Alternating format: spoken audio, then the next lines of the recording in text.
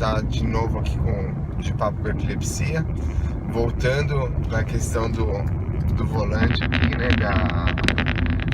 da questão falando sobre a direção, né, dirigir e epilepsia, e vamos seguindo a conversa aqui, né, Ivan? Isso aí. Sim, exatamente. E eu, né, Edu, tem muitos pontos de vista. Acho que o pessoal, conforme vão escrevendo os posts, eles vão colocando as questões, as polêmicas, as divergências em relação a dirigir no volante, entendeu? Não é aconselhável, totalmente não é aconselhável, entendeu?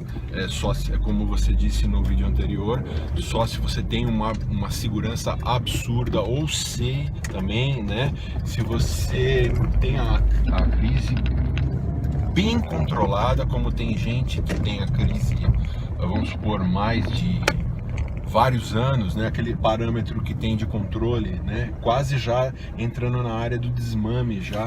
Tem uma legislação específica para quando você vai tirar a habilitação, tem uma legislação específica para quem tem epilepsia. Né? Você então consegue até falar um pouco sobre isso? Você pode, quando você for fazer o exame, você diz que você tem epilepsia, aí você tem que fazer alguns testes, né, e fazer alguns exames básicos um pouquinho a mais do que o normal que você faz para tirar. Mas são exames pontuais, médicos motores ali na hora, assim, ou é um procedimento burocrático que venha depois? Não adianta, é um procedimento burocrático. Tá, né? Tem toda uma... Tem que passar, são coisas que o médico faz, o médico pede, é uma avaliação um pouco mais rigorosa. Mais rigorosa, assim, né? De fato, né, até... Agora deixa eu te fazer uma pergunta, já que você é uma pessoa que tem epilepsia, você dirige. Agora vamos pensar numa coisa, se você fosse pai ou mãe de uma pessoa que tem epilepsia, e essa pessoa quisesse dirigir, você deixa de dirigir? Olha, Edu, nossa, é sensacional. Te coloquei numa fria agora. Aí tem várias questões, né, Edu? Tem aquela pergunta, será que eu consigo isso? Tem a pergunta, será que o selo exagerado? Tem a preocupação em detrimento da epilepsia em si, mas eu não estou te respondendo. Eu acho que eu ia ver, eu acho que eu veria como filho, assim, estaria dentro da terapia, se eles estariam com a epilepsia controlada, tá?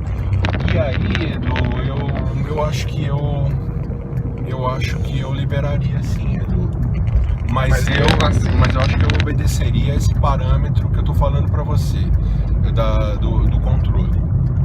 Porque hoje em dia eu imagino assim, eu não tenho uma filha, minha filha tem 10 anos, mas eu imagino que, pelo que eu vejo da minha família, assim, por exemplo, meus sobrinhos que têm idade, eles têm carta, tudo, não tem jeito. Quando eles saem, né, as pessoas, minha irmã, ela fica preocupada, né, fica pensando, né, e agora?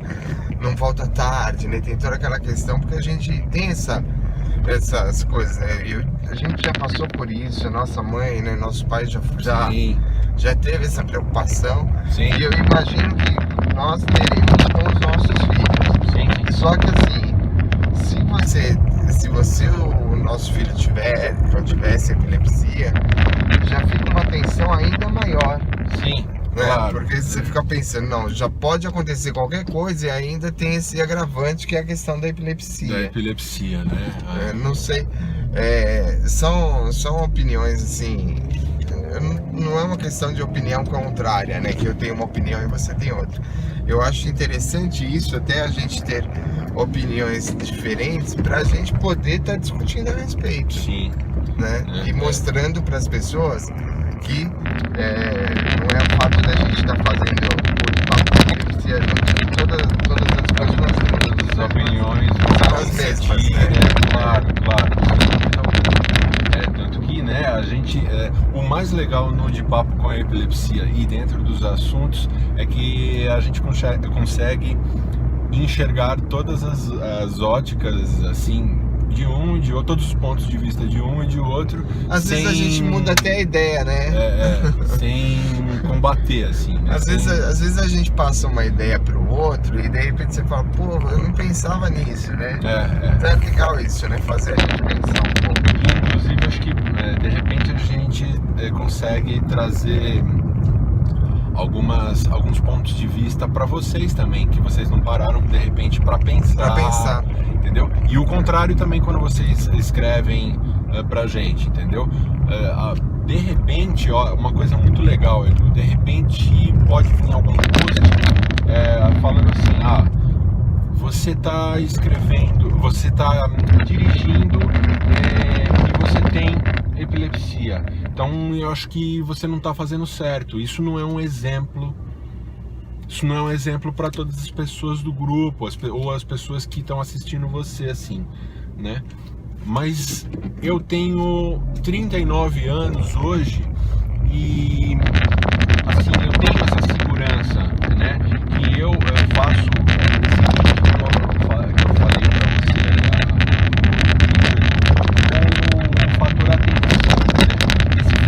Atenção e me dá essa segurança para dirigir de uma tal forma que então é aí que eu volto a abordar essa parte de eu gostaria muito de conversar com pesquisadores, Edu, com neurocientistas. Você acha que o fator atenção não te causa tensão? Eu acho que é alguma coisa assim, Edu. Tensão essa que seria talvez o estresse, como o estresse é desencadeante de crises, alguma coisa assim. Talvez ele me isente ou alguma coisa assim, não sei, eu não consigo dar uma explicação pontual para o fato de eu não ter crise, assim, ou alguma coisa que forneça alguma atividade epilética, assim, entendeu? No volante. Então, não sei, eu tenho essa segurança, entendeu? Mas eu concordo com você, assim, que vamos supor, se você tem uma atividade contínua de crise diária, alguma coisa assim e tal, realmente eu não aconselho o volante. Eu não acho legal. Às vezes, eu, inclusive, acho que eu até não dirigiria, Edu. Às vezes assim, não é nem uma questão de crises diárias. Mas às vezes que você perceba que a crise ela possa ocorrer com uma certa frequência, ela não precisa ocorrer todo dia.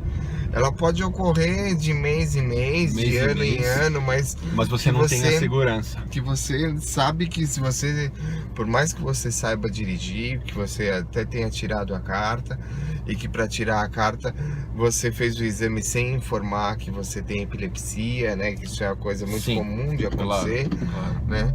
Mas que você sabe que pode a qualquer hora, a qualquer momento, pode acontecer alguma coisa com você.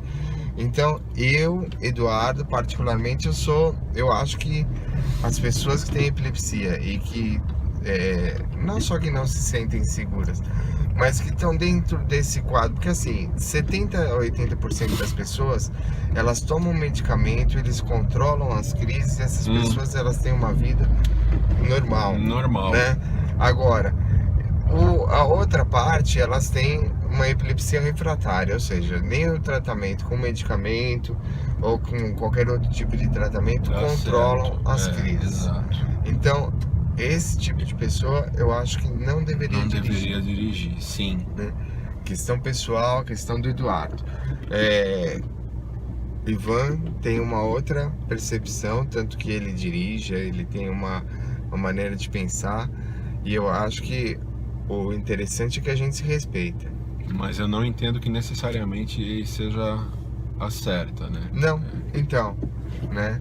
Mas eu acho que a ideia é essa, né? Então eu acho que foi legal a gente ter conversado, abordado esse tema.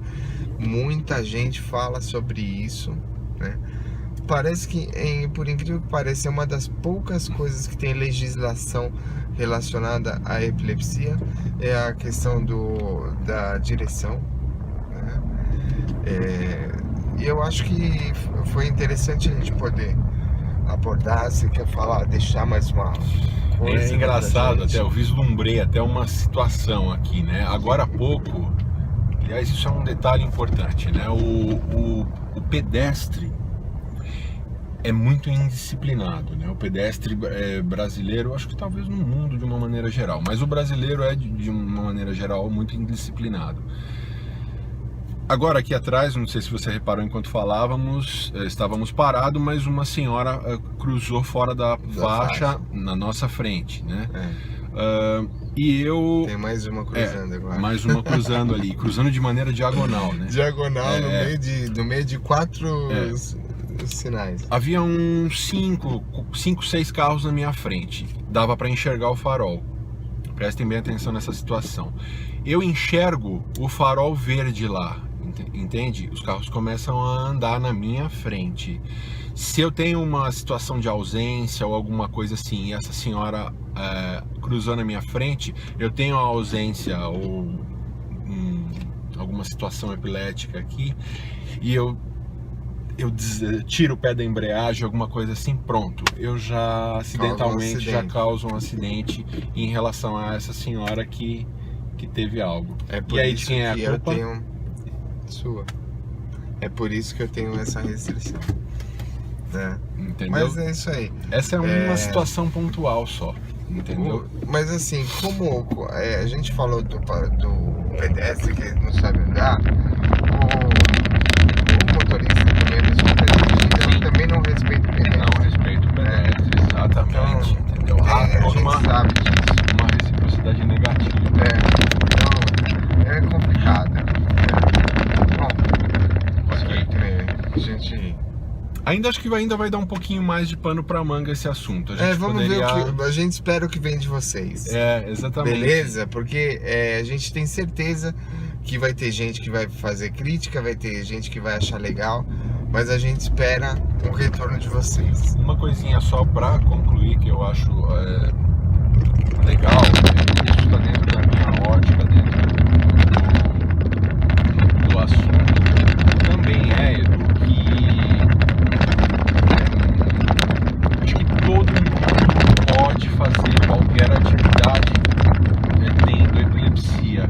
É uma ótica bem relativa a essa, né? Mas o que eu quero dizer também é que a gente pode fazer isso, aquilo, entendeu? Pode fazer várias coisas tendo epilepsia, que somos pessoas como qualquer outra, assim, no nosso cotidiano, né? A gente tem que ter um pouco de bom senso, sim, né? Leia esse bom senso, né, no que eu tô falando, assim, essa segurança, assim, que eu tô dizendo que eu tenho, e então podemos desempenhar atividades como qualquer outra pessoa normal, mas a gente vai discutir isso depois com bastante carinho com todos vocês. Isso aí. Ok? Até mais, gente. Tchau, tchau. Tchau, tchau. Tchau.